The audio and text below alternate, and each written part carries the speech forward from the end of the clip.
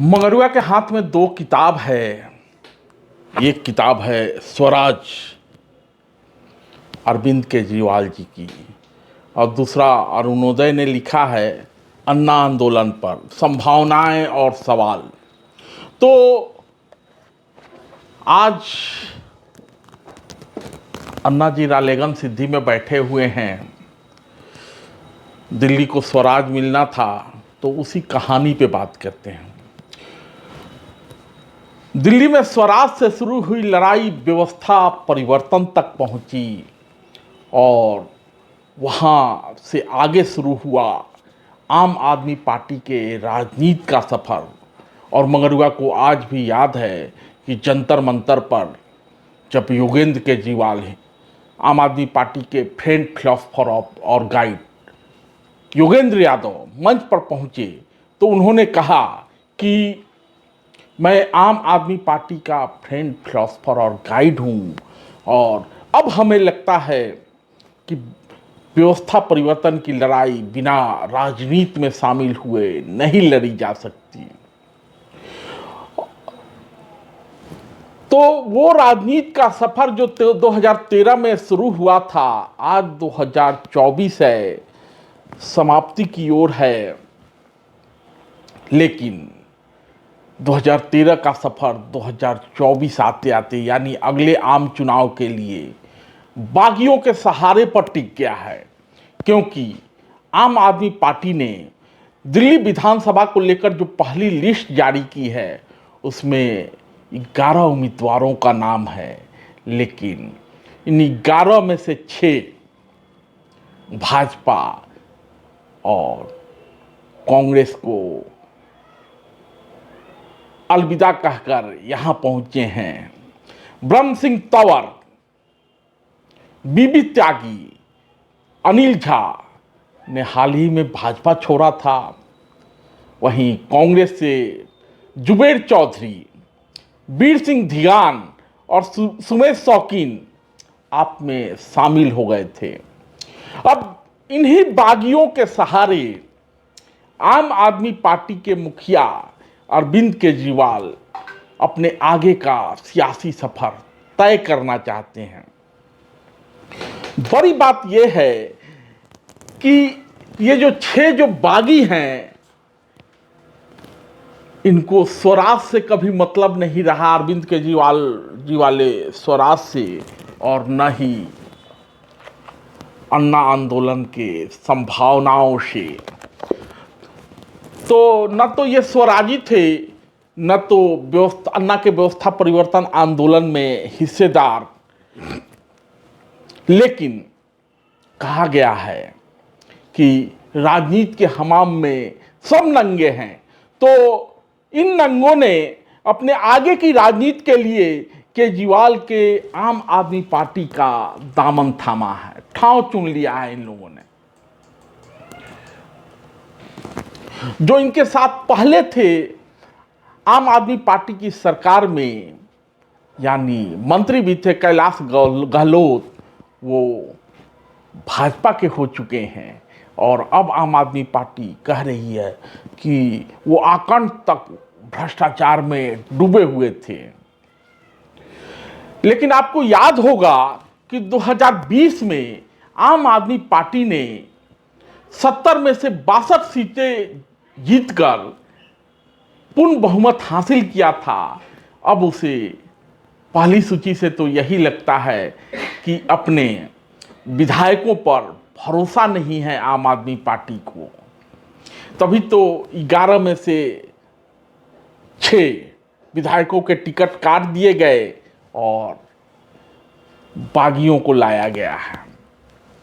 माने भाजपा और कांग्रेस के नमकट्टों के सहारे, इन आया राम गया रामों के सहारे आम आदमी पार्टी आगे का सफर तय करना चाहती है, क्योंकि आगे और भी नाम कटेंगे।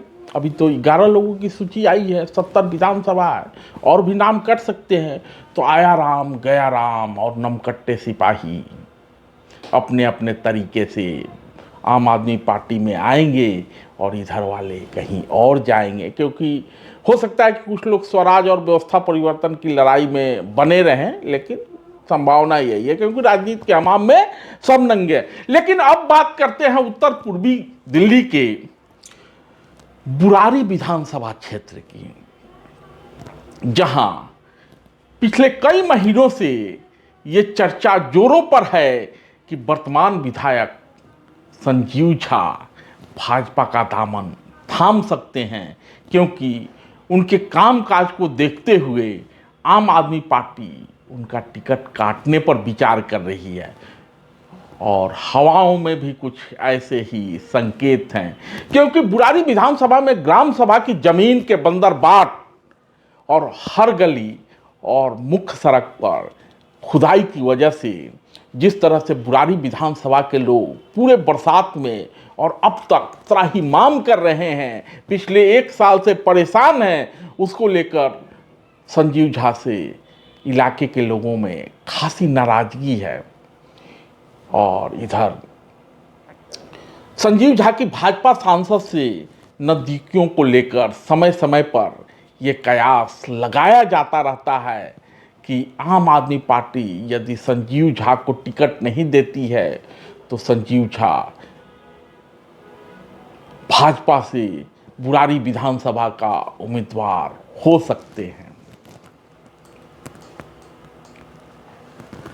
और इन कयासों को बल इसलिए भी लग रहा है क्योंकि इधर संजीव झा का बुरारी विधानसभा में एक पोस्टर लगा दिया गया है, जिसमें वे अमित शाह और मनोज तिवारी की अगवानी करने के लिए हाथ जोड़े खड़े हैं और महाकवि विद्यापति के बहाने, उनके लिए आयोजित कार्यक्रम के बहाने भाजपा में ज्वाइन करने की तैयारी में है।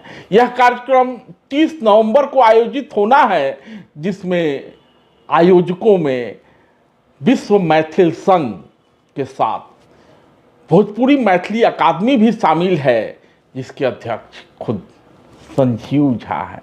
खेला समझ रहे हैं ना आप लोग। खैर, जो भी हो, संजीव झा के विषय में आम आदमी पार्टी आश्वस्त नहीं है और न ही संजीव झा आश्वस्त हैं कि उनको टिकट मिलेगा। इसलिए भाजपा नेताओं के साथ चहलकदमी की तैयारी में हैं। ऊंट किस करवट बैठेगा ये देखा जाना होगा। इस बीच किरारी से भाजपाई अनिल झा को टिकट दिए जाने से नाराज किरारी के 2 बार से विधायक रहे ऋतुराज झा बागी हो चुके हैं। कह रहे हैं चुनाव लड़ूंगा। ऋतुराज ने कहा है अरविंद केजरीवाल ने टिकट दिया था और उन्होंने टिकट काट दिया। और जब उनसे ये पूछा जाता है क्या वह चुनाव लड़ेंगे तो कहते हैं योद्धा कभी मैदान नहीं छोड़ता, वह लड़ते हैं और जीत जाते हैं। हम तीसरी बार किरारी से विधायक चुने जाएंगे। तो आगे आगे देखिए होता है क्या। इब्तिदाई इश्क में रोता है क्या। क्या संजीव झा को अंदेशा हो गया है कि उनके साथ बुरारी में वही होगा जो किरारी में ऋतुराज के साथ हुआ।